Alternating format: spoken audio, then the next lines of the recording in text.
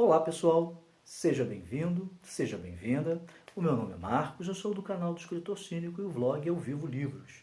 E exemplo do que eu já faço nos últimos 2 anos, todo mês de outubro é o mês aqui no canal das bruxas. Essa ideia não é minha, não é nova, ou seja, não é uma ideia original. Eu assisto muito o canal da Tatiana Feltri e ela faz também no mês de outubro o mês do horror. Na verdade, ela começou primeiro, lógico. Então eu achei a ideia boa e resolvi fazer aqui no nosso canal o mês das bruxas. Eu vou tratar de 3 autores. O Stephen King, que eu já falei nos últimos 2 anos, o Edgar Allan Poe, que eu falei no primeiro ano, e sobre o livro Contos Fantásticos do século XIX, que é do Ítalo Calvino, ou seja, não é dele, ele não escreveu, mas ele reuniu esses contos fantásticos. Eu vou começar com o conto O Manuscrito Encontrado numa Garrafa, do Edgar Allan Poe, que para mim é referência quando se trata de histórias sobrenaturais e de terror, e o nome do conto e o nome que está contido no livro Histórias Extraordinárias, que por sinal eu já tenho há bastante tempo.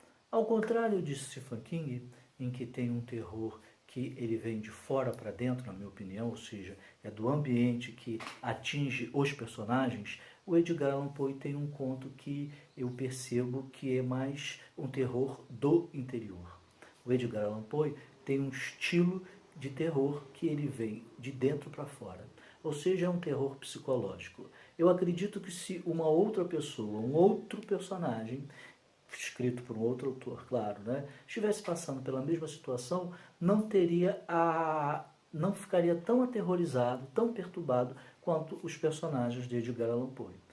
É o que acontece nesse conto, o manuscrito encontrado em uma garrafa. O conto inicia com o personagem principal dizendo que ele não é uma pessoa de boa índole, ele tem uma má conduta, tem uma pessoa que tem um gênio forte, que é considerado pelos amigos um gênio árido, e que ele costumava fazer muitas viagens.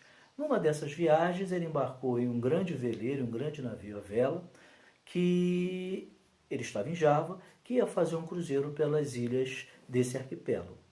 Pois muito bem, logo após, ao primeiro dia, o mar entra numa profunda calmaria.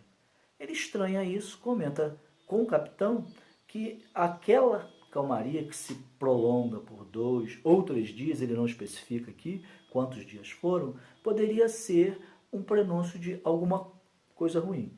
Mas o capitão, por ser um capitão, já está acostumado mais com o mar, não dá muita atenção para o que ele fala.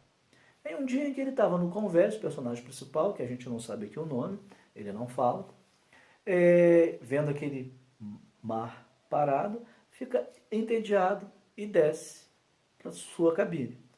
Deita, começa a ler um livro e quando ele está adormecendo, ele é acordado por um grande barulho, assim, uma coisa como se fosse um terremoto. Ele sobe para o convés e quando ele chega lá, ele fica surpreso ao ver que toda a tripulação que estava lá junto com o capitão e alguns passageiros também foram varridos do navio. Só tem ele e um sueco. E eles estão enfrentando uma grande tormenta que ele considera como um terremoto. Ele diz pra gente que é um terremoto. E aí os dias seguintes são de profundo terror, com o navio enfrentando grandes paredes de águas, subindo e caindo da onda e quase afundando, e não tendo mais comida nenhuma, porque a água que entrou levou as provisões que tinha. E aí o personagem que ficou no navio junto com o sueco, que não fala bem inglês, sabe que o destino dele, ou pressupõe que o destino deles é a morte.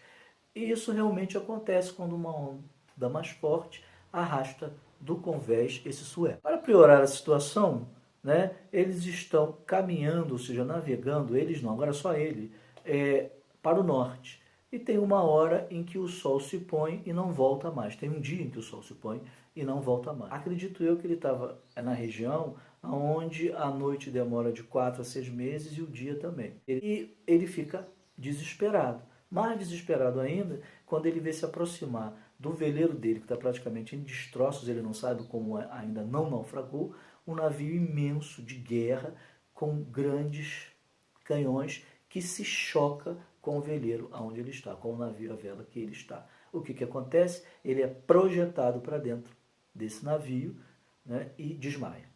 Quando ele acorda, ele vê que não tem ninguém ao redor e vai se esconder no porão desse navio. E no seu esconderijo, ele observa que as pessoas, né, são velhas, todos eles são homens velhos, mas não são velhos que estão em bom estado, são velhos decrépitos. E o pior de tudo, eles sequer percebem a presença dele.